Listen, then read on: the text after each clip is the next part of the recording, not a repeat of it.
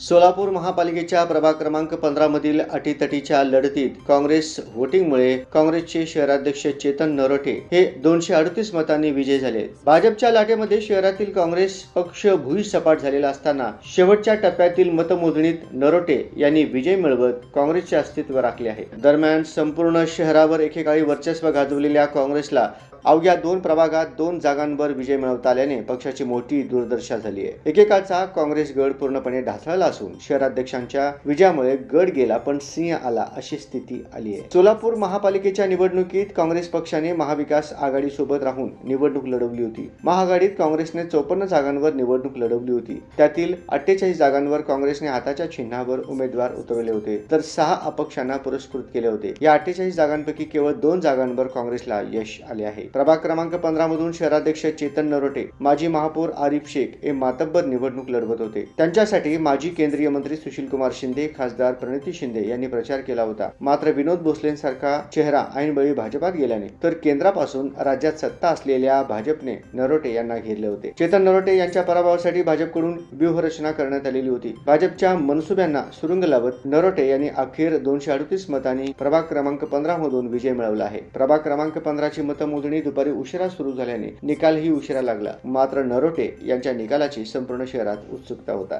चेतन नरोटे ते प्रभाग क्रमांक 15 तर त्यांच्या जोडीला काँग्रेसकडून प्रभाग क्रमांक 16 मधून नरसिंह आसादे हे विजयी झाले. स्थापनेपासून 2017 पर्यंत महापालिकेवर सत्ता गाजवणाऱ्या काँग्रेसला अवघ्या 2 जागांवर विजय मिळवता आला आहे. त्यामुळे पक्षाची अवस्था अत्यंत दयनीय झाली आहे. या दोघांमुळे काँग्रेसचे अस्तित्व राखले गेले असले तरी भविष्यातील शहरातील पक्षाची वाटचाल धोक्यात आल्याचे मानले जात आहे. पराभवाच्या या धक्क्यातून सावरण्याची मोठी जबाबदारी शहराध्यक्ष विजयी उमेदवार नरोटे यांच्यावरच असणार आहे.